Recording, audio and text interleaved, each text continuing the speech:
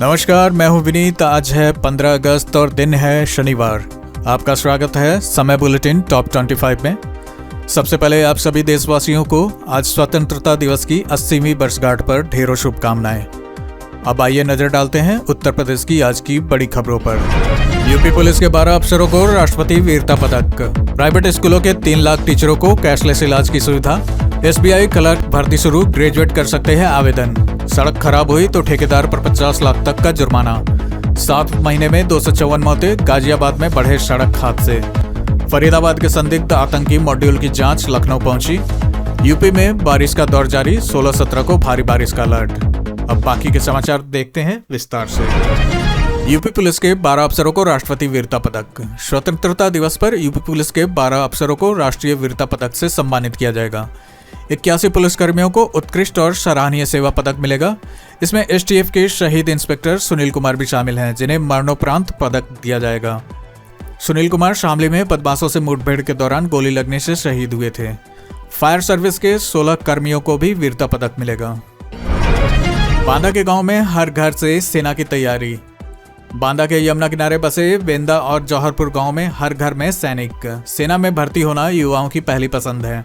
बुंदेलखंड की वीरता और शौर्य परंपरा आज भी बांदा जिले के यमुना किनारे बसे गांव में जीवंत है।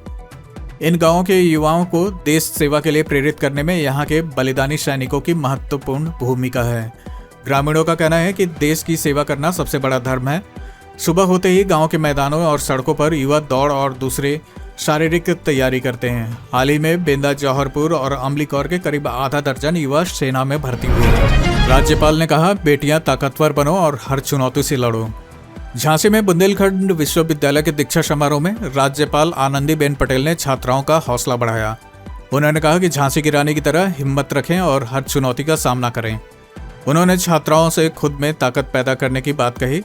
राज्यपाल ने UGC की अनुदान व्यवस्था पर भी सवाल उठाए। उन्होंने कहा कि NAC बंद होने से विश्वविद्यालय के मूल्यांकन और ग्रांट मिलने में दिक्कत आ सकती है। यमुना सिटी में गंभीर बीमारियों के लिए बनेगा मेडिकल रिसर्च संस्थान। यमुना सिटी के सेक्टर 9 में गंभीर और नई तरह की बीमारियों के इलाज और रिसर्च के लिए आधुनिक राष्ट्रीय संस्थान बनाया जाएगा। इसके लिए ICMR को 30 एकड़ जमीन देने का रास्ता साफ हो गया है। यहाँ गंभीर बीमारियों की रोकथाम, रिसर्च, समय पर पहचान और आधुनिक इलाज की तकनीक विकसित करने का काम होगा। ईडा के मुताबिक इससे यमुना सिटी को देश के प्रमुख मेडिकल रिसर्च और रोग निवारण केंद्रों में शामिल करने की दिशा में कदम बढ़ेगा। प्राइवेट स्कूलों के 3 लाख टीचरों को कैशलेस इलाज की सुविधा।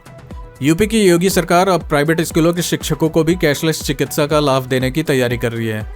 प्रदेश के करीब 35,000 निजी स्कूलों के लगभग 3 लाख शिक्षकों और उनके आश्रितों को इसका फायदा मिलेगा। इसके लिए सभी जिलों से शिक्षकों का डेटा मांगा गया है।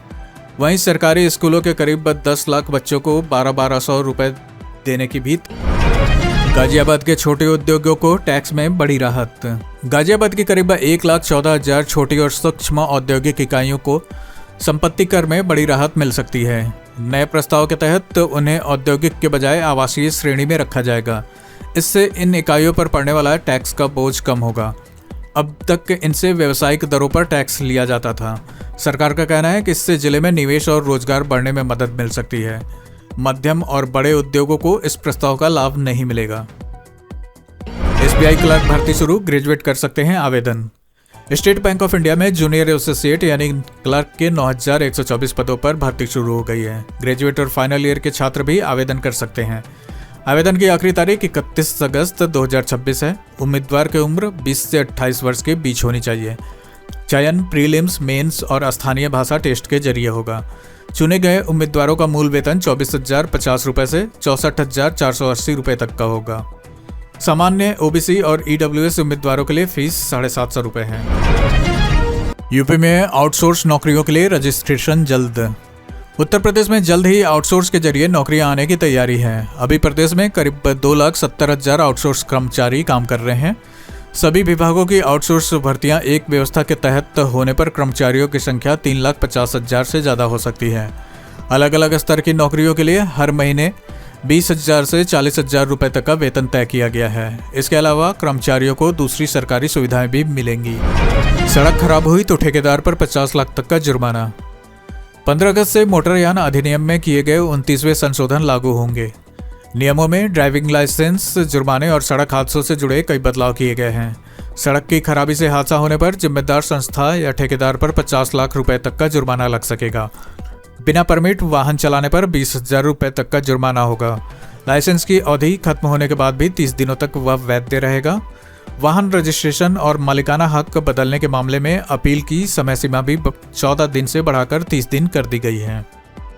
सिर्फ ₹1 में BSNL की सिम 1 महीने तक मिलेगा 2 GB रोज डेटा। BSNL ने स्वतंत्रता दिवस पर ₹1 में सिम देने की घोषणा की है। कंपनी के मुताबिक इस सिम की वैधता 1 महीने होगी और हर दिन 2 GB डेटा के साथ 100 SMS मिलेंगे। BSNL देश में स्वदेशी तकनीक से 4G सेवा का विस्तार कर रहा है। सुल्तानपुर में कंपनी ने 91 BTS यानी मोबाइल नेटवर्क टावर लगाए हैं। BSNL का कहना है कि इससे ग्रामीण और शहरी इलाकों में तेज डेटा कनेक्टिविटी को मदद मिलेगी। दूसरी बार मातृत्व अवकाश पर हाईकोर्ट की बड़ी राहत। इलाहाबाद हाईकोर्ट की लखनऊ बेंच ने सरकारी नौकरी करने वाली महिलाओं को बड़ी राहत दी है। कोर्ट ने कहा कि पहले मातृत्व अवकाश के 2 साल के अंदर दूसरी बार छुट्टी ली जा सकती है। इसके लिए कोई रोक नहीं है। कोर्ट ने एक महिला को 17 जून से 13 दिसंबर 2026 तक 180 दिन की छुट्टी देने का आदेश दिया। कोर्ट ने कहा कि सिर्फ वित्तीय नियमों का हवाला देकर दूसरी छुट्टी से इनकार नहीं किया जा सकता। इस मामले में 1961 के मातृत्व लाभ कानून के नियम लागू होंगे। यूपी में बारिश का दौर जारी। 16 और 17 अगस्त को भारी बारिश का अलर्ट। उत्तर प्रदेश में अगले कई दिनों तक भारी बारिश का दौर जारी रहने का अनुमान है। मौसम विभाग के मुताबिक 15 अगस्त को प्रदेश के कई हिस्सों में बारिश होगी और पश्चिमी यूपी में कुछ जगह पर भारी बारिश हो सकती है।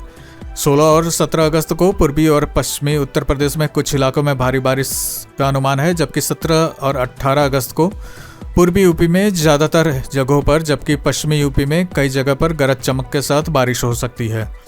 वहीं देश के दूसरे हिस्सों में मानसून सक्रिय रहेगा। अरुणाचल प्रदेश, असम और मेघालय में भारी बारिश होने की संभावना है। बिहार, छत्तीसगढ़, हिमाचल प्रदेश, जम्मू कश्मीर, उत्तराखंड, ओडिशा, पश्चिम बंगाल और सिक्किम में भी कुछ जगह पर भारी बारिश हो सकती है। लगातार बारिश और ऊपरी इलाकों से पानी आने के कारण गंगा, यमुना समेत प्रमुख नदियों का जलस्तर आगे बढ़ सकता है। निचले इलाकों में और नदी के किनारे लोगों को सतर्क रहने की सलाह दी गई है। शिक्षकों की कमी पर छात्रों का प्रदर्शन, मंत्री ने रोका काफिला। लखनऊ के पारा इलाके में शिक्षकों की कमी से नाराज सैकड़ों छात्रों ने सड़क पर बैठकर प्रदर्शन किया। जयप्रकाश नारायण सर्वोदय विद्यालय के कक्षा 8 से 12 तक के छात्रों ने मोहान रोड पर जाम लगा दिया। इसी दौरान रास्ते से गुजर रहे राज्य मंत्री स्वतंत्र प्रभार असीम अरुण ने अपना काफिला रोककर छात्रों से बातचीत की। छात्रों ने स्कूल में शिक्षकों की कमी और पढ़ाई प्रभावित होने की शिकायत की। यूपी में कांग्रेस का सामाजिक न्याय अभियान शुरू होगा। आगामी विधानसभा चुनाव को देखते हुए कांग्रेस यूपी में दलित और पिछड़े वोटरों को जोड़ने की तैयारी में है। पार्टी 21 अगस्त से सामाजिक न्याय सम्मेलन शुरू करेगी। पहला सम्मेलन लखनऊ में प्रदेश कांग्रेस मुख्यालय पर होगा। इसमें प्रदेश प्रभारी राजेंद्र पाल गौतम, प्रदेश अध्यक्ष अजय राय और पिछड़ा वर्ग विभाग के राष्ट्रीय अध्यक्ष डॉक्टर अनिल जयहिंद समेत दूसरे नेता शामिल होंगे। सम्मेलन में संविधान और आरक्षण के मुद्दे पर दलित और पिछड़े वर्ग के लोगों को पार्टी से जोड़ने की कोशिश होगी। बसपा के नुकसान पर मायावती ने खोली नेताओं की पोल। बसपा प्रमुख मायावती ने पिछले लोकसभा और विधानसभा चुनाव में पार्टी को हुए नुकसान की वजह बताई है। उन्होंने कहा कि कुछ नेता निजी और पारिवारिक स्वार्थ के कारण दूसरी पार्टियों में चले गए या सत्ताधारी पार्टी में शामिल हो गए। मायावती के मुताबिक ऐसे नेताओं ने अपने समाज को बसपा से जोड़ने के लिए काम नहीं किया, जिसका असर चुनाव में पार्टी के प्रदर्शन पर पड़ा। उन्होंने ब्राह्मण समाज समेत सभी वर्गों से बसपा से जुड़े रहने की अपील की और कहा कि पार्टी सभी समाज के हितों के लिए काम करती है। लखनऊ में 101 अवैध इमारतों पर चलेगा बुलडोजर। लखनऊ में अवैध निर्माण के खिलाफ बड़ी कार्रवाई की तैयारी है। एलडीए ने 101 अवैध इमारतों की सूची तैयार की है, जिन पर 17 अगस्त से बुलडोजर चलाने की तैयारी है। इनमें बिना मंजूर नक्शे के बने कई बहुमंजिला अपार्टमेंट भी शामिल हैं। सबसे ज़्यादा कार्रवाई अलीगंज में होगी, जहां 51 अवैध इमारतें चिन्हित की गई हैं। यह कार्रवाई सुप्रीम कोर्ट के निर्देशों के बाद की जा रही है। सुप्रीम कोर्ट की ओर से नियुक्त टीम 24 अगस्त को अलीगंज पहुंचकर इन इमारतों का निरीक्षण करेगी और उसकी रिपोर्ट कोर्ट को देगी। खराब खाने से नाराज छात्रों ने खुद को हॉस्टल में बंद किया। कन्नौज के जवाहर नवोदय विद्यालय में मेस के खाने में कीड़ा मिलने के बाद करीब 100 छात्रों ने भूख हड़ताल शुरू कर दी। छात्रों ने हॉस्टल का दरवाजा अंदर से बंद कर लिया और सुबह 4 बजे से आंदोलन पर बैठ गए। छात्रों का आरोप है कि उन्हें खराब और बासी खाना दिया जाता है और दूषित पानी की भी समस्या है। उन्होंने कहा कि शिकायत करने के बाद भी समस्याओं का समाधान नहीं हुआ। छात्र जिलाधिकारी के सामने अपनी बात रखने और लिखित समाधान का भरोसा मिलने तक आंदोलन जारी रखने पर अड़े हैं। यूपी के हर अस्पताल में होगा फायर सेफ्टी ऑडिट। अस्पतालों में आग की घटनाओं को देखते हुए यूपी सरकार ने फायर सेफ्टी को लेकर बड़ा कदम उठाया है। सभी सरकारी और निजी अस्पतालों के साथ मेडिकल कॉलेजों में भी फायर सेफ्टी ऑडिट कराया जाएगा। जहां आग से बचाव के जरूरी उपकरण नहीं हैं, उन्हें जल्द लगाने के निर्देश दिए गए हैं। आयुष्मान योजना से जुड़े निजी अस्पतालों की भी अलग से जांच कराई जा रही है। खासतौर पर आईसीयू, एनआईसीयू, नर्सरी और दूसरे हिस्सों की जांच पर जोर रहेगा, जहां आग लगने का खतरा सबसे ज्यादा होता है। रेलवे का बड़ा फैसला, खराब कोच अब नहीं चलेंगे। रेल यात्रियों की सुरक्षा को लेकर भारतीय रेल ने नया कदम उठाया है। अब किसी यात्री कोच या मालगाड़ी के वैगन में तकनीकी खराबी मिलने पर उसे तुरंत अनफिट घोषित कर संचालन से बाहर किया जाएगा। रेलवे बोर्ड ने न्यूनतम कंट्रोल ऑर्गेनाइजेशन (एनसीओ) को फिर से बहाल कर दिया है।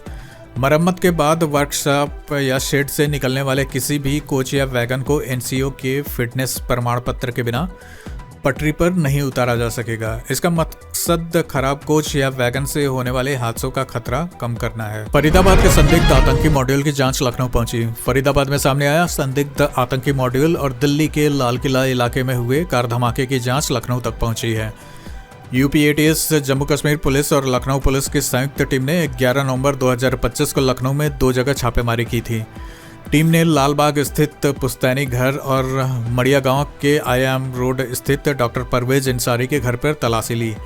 जांच एजेंसियां डॉक्टर शाहीन शाहिद के लखनऊ कनेक्शन और उसके भाई डॉक्टर परवेज अंसारी की गतिविधियों से जुड़ी जानकारी जुटा रही हैं। 7 महीने में 254 मौतें। गाजियाबाद में बढ़े सड़क हादसे। गाजियाबाद में सड़क हादसों में मौत का आंकड़ा लगातार बढ़ रहा है। जनवरी से जुलाई 2026 तक जिले में 254 लोगों की जान गई। पिछले साल इसी अवधि में 226 लोगों की मौत हुई थी, यानी इस साल 28 ज़्यादा मौतें हुई और आंकड़ा 12.4% बढ़ा है। इसी दौरान 665 सड़क हादसे हुए थे, जबकि 2025 में 640 सड़क हादसे दर्ज किए गए थे। इस साल 508 लोग हादसों में घायल हुए हैं। जनवरी से जुलाई तक मौतों का यह आंकड़ा पिछले 4 सालों में सबसे ज़्यादा है। जेवर एयरपोर्ट के अंडरपास में पानी भरने की वजह सामने आई। नोएडा इंटरनेशनल एयरपोर्ट के अंडरपास में बारिश के पानी भरने की वजह सामने आ गई है। एयरपोर्ट प्रबंधन के मुताबिक लैंडस्केपिंग से बहकर आई मिट्टी ड्रेनेज सिस्टम की बारीक नाली में जाम हो गई, जिससे पानी की निकासी रुक गई और अंडरपास में जल भराव हो गया। एयरपोर्ट से कमर्शियल फ्लाइट शुरू होने के बाद यहां लैंडस्केपिंग का काम शुरू हुआ था। अब ऐसी व्यवस्था दोबारा न हो, इसके लिए लैंडस्केपिंग और ड्रेनेज व्यवस्था में बदलाव की योजना बनाई जा रही है। एसबीआई लॉकर से लाखों के जेवर गायब, मैनेजर पर एफआईआर। कानपुर की एसबीआई स्वरूप नगर ब्रांच में एक महिला के बैंक लॉकर से करीब 50 लाख रुपए के जेवर गायब होने का मामला सामने आया है। पुलिस ने बैंक मैनेजर और अज्ञात स्टाफ के खिलाफ एफआईआर दर्ज कर जांच शुरू कर दी है। कौशलपुरी की रहने वाली रश्मि चोपड़ा ने पुलिस को बताया कि उनका लॉकर नंबर 23 था। उन्होंने 2003 में तत्कालीन स्टेट बैंक ऑफ त्रावणकोर की ब्रांच में खाता खुलवाया था। पति की मौत के बाद वह लखनऊ चली गई थी और कई सालों तक लॉकर का इस्तेमाल नहीं किया। गाजियाबाद में लंपी वायरस का खतरा, पशुपालकों को अलर्ट। गाजियाबाद के मोदीनगर क्षेत्र में 3 गोवंश लंपी वायरस से संक्रमित मिले हैं। इसके बाद पशुपालन विभाग ने जिले के पशुपालकों को सावधानी बरतने की सलाह दी है। संक्रमित पशुओं को दूसरे पशुओं से अलग रखने और उनका इलाज कराने को कहा गया है। पशुओं के आसपास साफ सफाई रखने और फॉगिंग कराने की भी अपील की गई है। लंपी एक गैर जोनेटिक बीमारी है, यानी यह पशुओं से इंसानों में नहीं फैलती। संक्रमित पशुओं के शरीर पर चकत्ते दिखाई दे सकते हैं और ऐसे पशुओं को तुरंत अलग रखना जरूरी है। लखनऊ कानपुर एक्सप्रेसवे पर सड़क धंसने का मामला हाईकोर्ट पहुंचा। लखनऊ कानपुर एक्सप्रेसवे के बार धंसने और निर्माण की गुणवत्ता को लेकर इलाहाबाद हाईकोर्ट की लखनऊ बेंच में जनहित याचिका दाखिल हुई है। कोर्ट ने मामले में केंद्र और यूपी सरकार समेत एनएचएआई और सड़क परिवहन मंत्रालय से जवाब मांगा है। याचिका में सड़क बनाने वाली कंपनी पीएनसी इंफ्राटेक को भी पक्ष बनाया गया है। याचिका में एक्सप्रेसवे पर खराब निर्माण और देश में सबसे ज़्यादा टोल लेने का दावा किया गया है। इसी के साथ आज की खबरों का सिलसिला हम यहीं समाप्त करते हैं। अगर आपको लगता है ऐसी खबरें ज़रूरी है तो चैनल सब्सक्राइब करके जुड़े रहिए।